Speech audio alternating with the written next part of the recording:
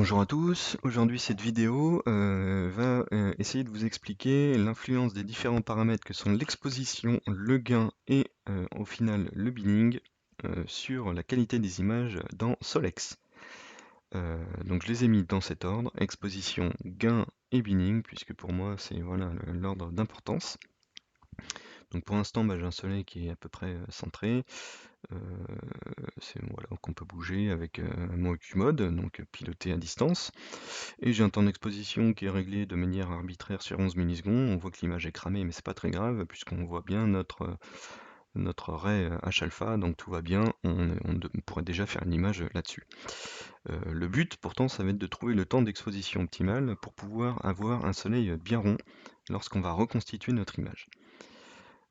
Donc pour faire ça, pour calculer ce temps d'exposition optimal, en fait, je vais passer dans JSOLEX ici, et je vais aller dans le menu Outils, calculatrice de temps d'exposition optimale, et donc là on va pouvoir entrer des paramètres qui sont en fait ceux d'une formule qu'on trouve sur le site de Christian pour calculer ce temps d'exposition. Donc elle prend en paramètre la taille des pixels, là sur ma caméra une 178 mm c'est 2,4 microns, le binning, donc là je suis en 1, la longueur focale de ma lunette à 480, la vitesse du scan, donc là c'est vraiment la vitesse à laquelle on va scanner, hein. Donc là je me suis déplacé en vitesse ici 3, ce qui correspond à une vitesse sidérale de 64, mais je vais le mettre en 2, donc hop, la vitesse multiplicateur sidéral c'est 8, et donc c'est bien ce qu'on retrouve ici. Enfin, on a la déclinaison du soleil, idéalement il faudrait la rentrer, donc on peut aller la chercher dans Carte du ciel, on peut aller la chercher dans Stellarium par exemple, c'est assez simple, mais intentionnellement ici je vais pas le faire, puisque je vais montrer que même si on ne le règle pas précisément, c'est pas très grave. Donc là, je vais avoir 6,34 millisecondes et c'est le temps d'exposition qu'on va mettre dans SharpCap. Avant de faire ça, je vais aller dans Fichier, surveiller un dossier. Et donc maintenant, je sélectionne ici mon dossier de capture SharpCap. Et donc c'est là où il va enregistrer ses vidéos. Et le fait d'être en mode surveillance fait que maintenant, à chaque fois que je vais avoir une vidéo qui va être enregistrée, JSOLEX va lancer le traitement de manière automatique. Donc là, si vous vous souvenez, ici, on m'a dit il faut mettre 6,34, donc je suis obéissant, je le fais. Et maintenant, je vais pouvoir lancer mon scan.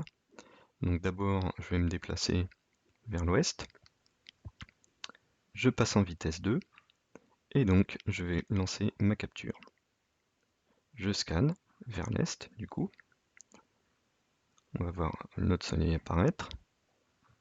On va le laisser tranquillement défiler.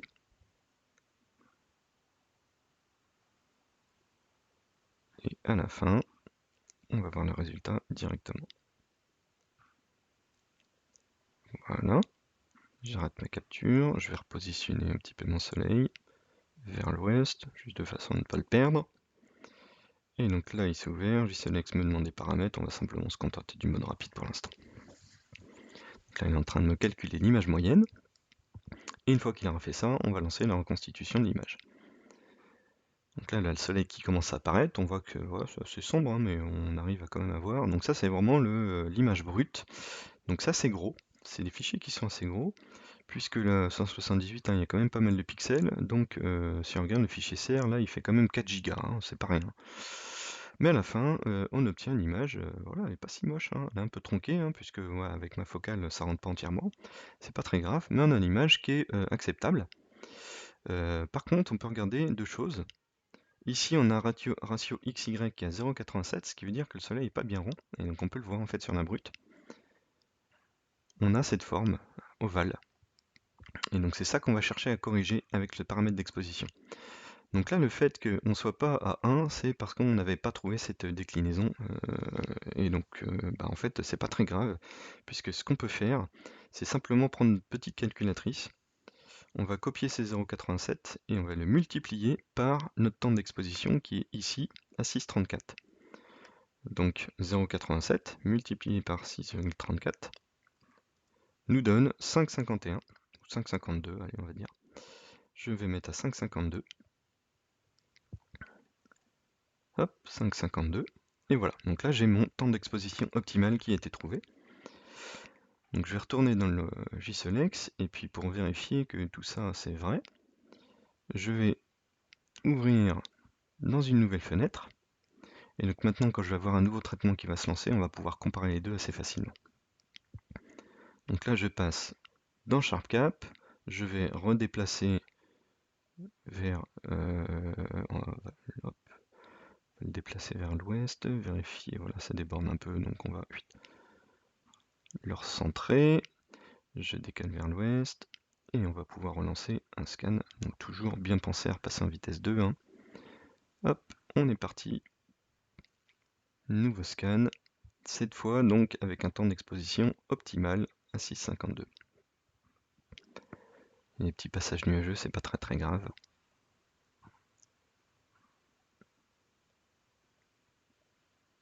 Voilà, on arrive au bout. Hop, terminé. Je recentre un petit peu vers l'ouest. Juste ça. Pendant ce temps-là, lui, il a déjà dû commencer à travailler. Voilà, il est en train de le faire. Et donc là, cette fois, dans notre construction, on a déjà un disque qui est parfaitement rond. Alors comme notre temps d'exposition était diminué, en fait, il est plus sombre que la version d'avant. C'est logique, puisqu'on a simplement moins de temps d'exposition. Voilà, donc la différence, c'est qu'ici, dans notre brut, hein, le soleil, cette fois, il est parfaitement rond. Et on peut le vérifier, puisque le calcul ici nous a donné, voilà, un ratio à 1,01. Donc on est très bon. On est très bien, on est exactement ce qu'il faut. On peut aller, en fait, maintenant, ouvrir la fenêtre de tout à l'heure, et on voit que, maintenant, j'ai le bouton précédente qui s'affiche, et donc ça me permet de comparer mes images 2 à 2. D'accord?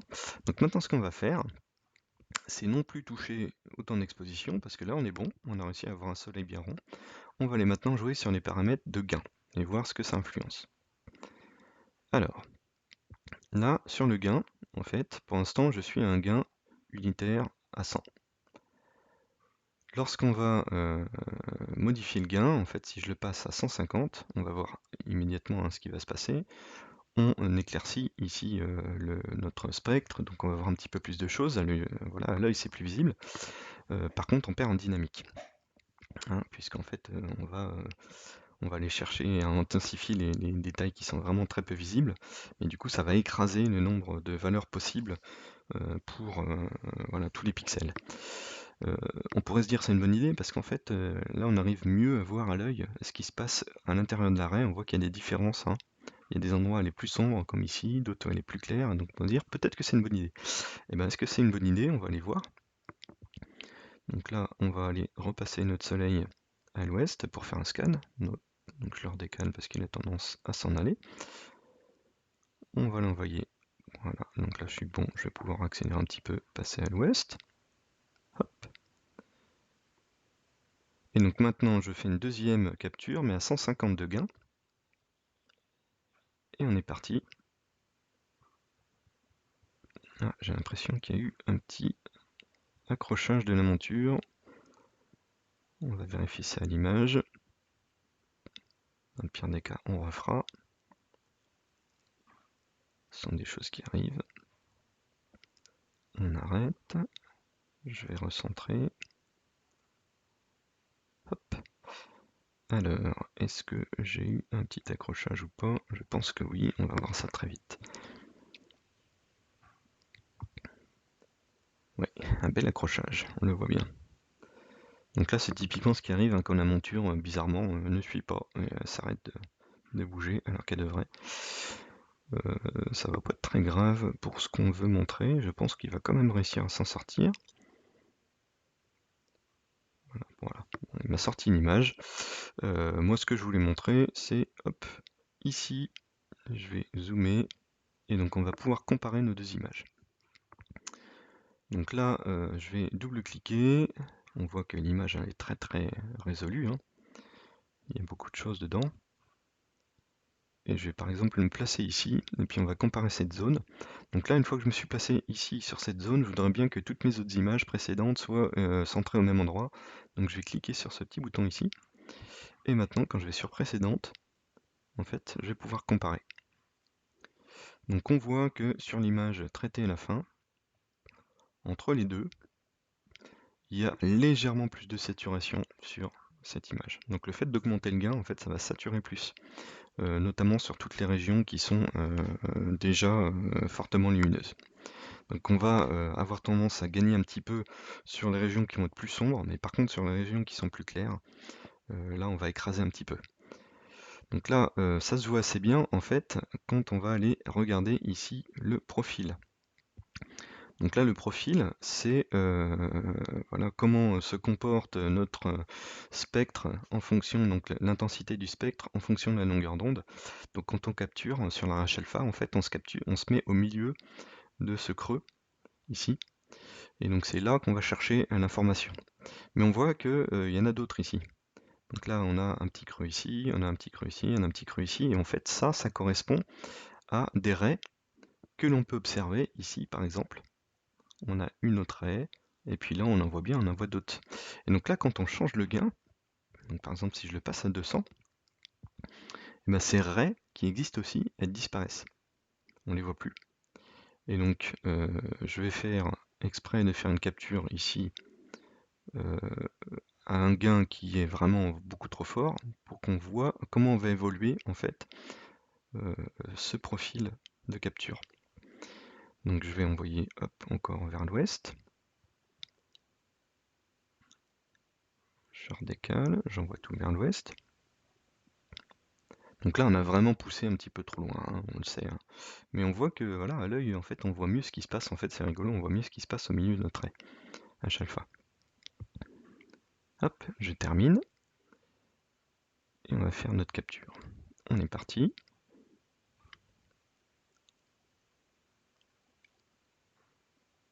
On voit aussi mieux ce qui se passe hein, au limbe. Donc s'il y a des protubérances, on les voit assez facilement quand on pousse le gain. C'est peut-être assez intéressant pour les démonstrations. Hop, terminé. Je vais recentrer et revenir en arrière. Donc là, le traitement est en cours. Et donc on va observer comment évolue notre profil ici. Là, la reconstruction est en cours. Donc on voit déjà dans la reconstruction que l'image est beaucoup plus claire par rapport à celle qu'on obtenait au début avec un gain à 100. Hein. Donc c'est normal. Et donc on peut se dire, bah, pourquoi pas, ça peut être intéressant de le faire. Voilà. Donc là, clairement, on a complètement saturé toute une partie de l'image. Mais par contre, on a bien notre H-alpha et elle est très précise. Donc en poussant le gain, on a vraiment quasiment amélioré le contraste qu'on obtient sur la H-alpha, mais par contre, on a perdu beaucoup d'informations. Donc là, je vais retourner sur la deuxième fenêtre, qui est ici. Et là, on va vraiment pouvoir comparer avec la précédente. Voilà. Donc là, on a vraiment saturé toutes ces parties claires. Mais on fait apparaître des détails plus sur les parties sombres. Donc là, qui sont ici. On a allé trop loin, clairement. Mais voilà, ça vous donne cette information-là. Donc on pourrait se dire, bah, est-ce qu'il ne faut pas faire l'inverse et mettre le gain à 0, par exemple. Si je le mets à 0, donc il n'y a vraiment rien du tout, et donc c'est ce qu'on va faire ici. Et on va pouvoir observer ce qui va se passer. Donc maintenant on repart, et donc ce gain, je le mets à 0. Et donc là, clairement, mon spectre est quasiment plus visible ici. Hein. Mais on va quand même pouvoir faire quelque chose. Donc là, je vais redécaler un petit peu légèrement vers le nord à cause du décalage de mon télescope. Hop, je passe à l'ouest et je relance un scan avec un gain à 0. Donc là, il faut avoir l'œil, hein, parce que le spectre n'est quasiment pas visible. Là, c'est encore en train de grandir. Et voilà, là, il rediminue. Et voilà, là j'ai terminé mon scan, je reviens, je vais repositionner encore une fois, hein. Pas perdre mon soleil, surtout quand c'est faible comme ça. Et donc on va aller voir le traitement, ce que ça donne. Voilà. Donc là, vous voyez bien que le profil, la dynamique est beaucoup plus forte. Hein. On a toutes les différents traits qui sont clairement visibles. Et donc on a en fait le maximum d'informations.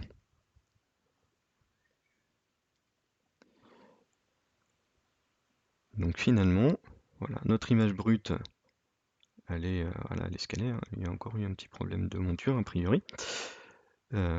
Mais on a quand même tous ces détails qui sont intéressants. Donc là je peux revenir, et donc maintenant si je compare à la précédente, c'est à peu près une évidence maintenant que celle-ci est bien meilleure. Donc moi j'aurais plutôt tendance à vous dire utiliser le gain le plus faible possible qui vous permette encore de voir voilà, le spectre. Donc là 0, bon peut-être pas, mais voilà. Si on passe à 50 par exemple, on le voit mieux. 100 finalement c'est pas mal non plus, hein. Mais le but c'est de vraiment éviter d'avoir cette saturation ici de ce qui se passe dans les différents creux. Alors, vous allez me dire pourquoi. C'est intéressant parce qu'en fait, voilà, on peut toujours faire d'autres images à partir d'une seule capture. Donc si vous avez tout saturé ici, donc par exemple si vous allez faire des captures dans l'hélium ou voilà, sur le fer aussi, hein, on a des calculs à faire, donc on va faire des décalages de pixels, des choses comme ça. Et donc bah, si vous avez tout saturé, ces calculs deviennent impossibles à faire. Là c'est pareil, en fait, je pourrais très bien décider ici d'aller regarder ce qui se passe, donc recalculer une image à traiter sur ces traits qui est légèrement décalé par rapport au H-alpha. Donc je peux cliquer, hein. J'ai fait simplement cliquer ici, traiter. Donc j'ai un décalage de 20 pixels, et puis on va aller voir ce que ça donne. Et donc ça va nous générer une image à ce décalage de pixels sur une autre raie. Et donc là on arrive, hop, voilà, et on obtient cette image-là. Donc ce genre d'image, mais en fait si vous avez tout saturé, on ne peut plus les obtenir tout simplement. Là l'image serait complètement blanche. Donc le gain va influencer vraiment sur les détails que vous allez pouvoir obtenir. Voilà, donc là c'est pour exposition et gain. Et puis donc maintenant on va aller parler du binning. Donc sur le binning, là je vous remontre, hein, quand même, toutes les vidéos que j'ai faites sont assez grosses, hein, elles font entre 4 et 5 gigas. Et donc maintenant on va aller passer à un binning de 2. Tiens, les nuages sont de retour. Donc le binning, je le passe à 2. Voilà. Je vais repasser ici, déconner un petit peu. Aller vers l'ouest. Et donc j'ai pas modifié mon temps d'exposition intentionnellement. On va voir exactement ce qui va se passer. J'ai gardé mon gain à 100. Et donc je vais aller faire une capture. Hop, on est reparti. Je crois que ma monture a encore fait des siennes.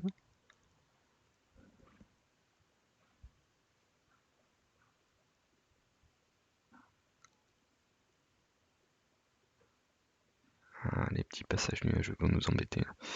Hop, arrêter la capture. Je reviens en arrière. C'est un petit rituel, hein, c'est toujours pareil. Et donc on va aller voir l'image qui nous reconstitue. Alors déjà, vous avez vu la différence beaucoup plus rapide. Là en fait, j'ai un fichier qui ne fait plus que 1 giga. Ce qui est normal, puisqu'en fait quand on fait un binning de 2, en fait on regroupe les pixels par 4, et donc on divise la taille finale du fichier par 4. L'image brute, elle par contre, elle a un léger souci, c'est que maintenant j'ai un ballon. Et oui, parce que quand on a changé de binning, souvenez-vous, dans les paramètres initiales, il fallait spécifier le binning. Et ben voilà pourquoi. Le binning est important. Et en fait, ce qu'on peut se rendre compte, c'est que si on double le binning, eh bien il faut doubler le temps d'exposition, tout simplement. Donc là, 7,61, si je le passe à 2, on a 15,22. Et donc là, je vais retourner dans mon SharpCap. J'étais à 5,52. Et donc 5,52 x 2, hein, on va dire, ça va être du 11 millisecondes. Donc 11 millisecondes, là on se rend compte que par rapport à tout à l'heure, je suis à un gain de 100, mais je sature maintenant, avec un gain de 100, alors que tout à l'heure je ne saturais pas. Donc là, je vais passer à 2, décaler un petit peu, et on va aller voir simplement avec ce gain à 100, l'image que l'on va obtenir. Donc normalement je devrais avoir un soleil bien rond. Hop, je lance ma capture, on part vers l'est.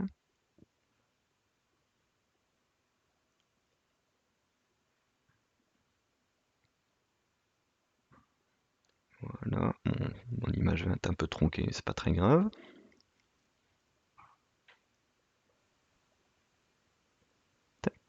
terminé. Je me redécale. Et donc je vais ici. Bah ça y est, il est déjà fini, hein. Ça a été vite. Voilà, la différence, hein, c'est vraiment le temps de traitement. Mais là, donc on voit que, hop, ça y est, je suis saturé ici, hein. Alors que bah, tout à l'heure, je l'étais pas, un gain 100. Donc si on va voir l'image, et bien voilà, on se retrouve encore une nouvelle fois avec de la saturation. Donc quand j'étais avec un temps d'exposition plus faible, la saturation n'était pas aussi importante. Donc là, ça veut dire qu'on va pouvoir baisser le gain, encore une fois, tout simplement. Donc maintenant, mon gain qui était ici à 100, bah, allez, je vais le repasser à 0. On voit mieux mon image. Donc le fait de passer en binning, forcément on perd en résolution, mais suivant la qualité du ciel, et comme aujourd'hui, ici le ciel est pas terrible, il y a encore des passages nuageux, c'est pas forcément intéressant de rester en binning 1, donc d'avoir la résolution maximale. Donc là je vais passer en vitesse 2, renvoyer mon soleil à l'ouest. Donc là je profite hop, pour décaler comme il faut. Allez, petite vitesse 3 histoire de gagner un peu de temps. Hop. Et je lance ma capture. Je reviens en arrière. On part vers l'est.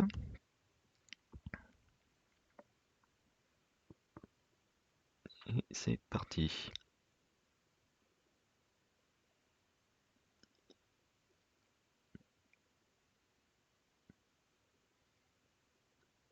Voilà. Terminé.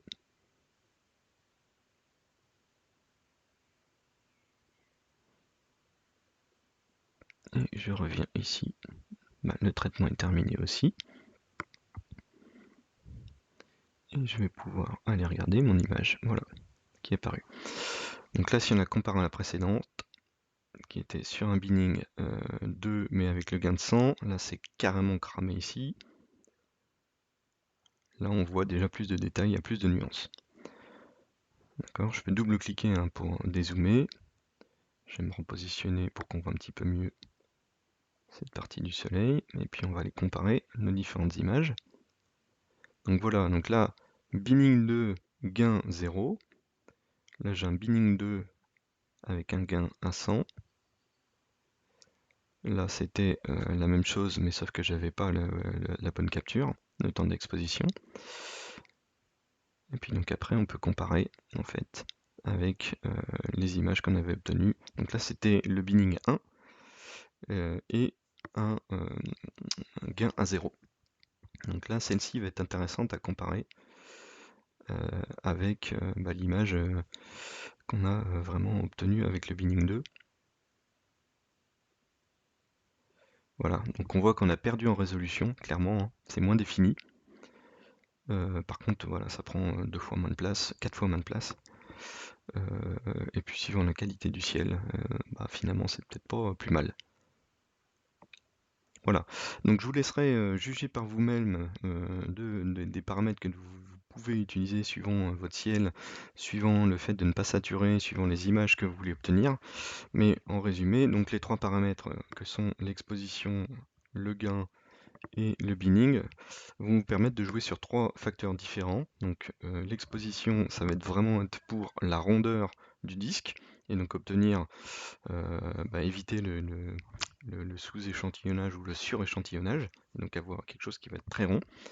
Ça c'est l'exposition. Ensuite, on a joué sur le gain, donc le gain, lui, va jouer sur la dynamique de l'image. Donc plus on utilise un gain faible, plus on a de dynamique, mais on risque d'avoir des difficultés à percevoir des détails qui sont très faibles. Par contre, voilà, si on pousse le gain, là ça va être l'inverse, on va aller complètement saturer notamment la partie continuum, et donc là on va perdre des détails, donc s'il y a des tâches, tout simplement on va les perdre.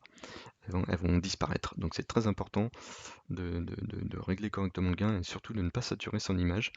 En particulier si derrière vous voulez faire des animations par exemple qui vont aller jouer sur en décalage de pixels, je sais pas, de -20 à +20, vous pouvez faire une animation, et si vous avez fait une image qui était saturée, c'est pas bon. Donc pour moi, voilà, le gain, ça reste un des paramètres les plus importants. Et le dernier, donc le binning, lui, il va nous faire perdre en résolution, hein, de facto. Par contre, on va clairement gagner en temps de traitement et on va gagner en espace de stockage. Parfois, en fait, la perte en résolution, quand on a un ciel assez médiocre, bah, ne va tout simplement pas se voir. Euh, donc, voilà, ça peut être intéressant à jouer un petit peu avec tous ces paramètres. Et l'autre intérêt du binning, c'est aussi qu'il va vous permettre, notamment, bah, là sur la H-alpha, c'est pas très visible, mais sur donc une ray calcium par exemple qui est assez faible en luminosité, bah, le fait de passer en binning 2 va peut-être vous permettre de pouvoir avoir un gain plus faible que ce que vous auriez utilisé si vous étiez en binning 1, tout simplement. Voilà, donc j'espère que cette petite vidéo vous a plu et vous a expliqué à peu près correctement tous ces différents paramètres. Et puis bah, maintenant, bah, vous jouez. Merci et à bientôt.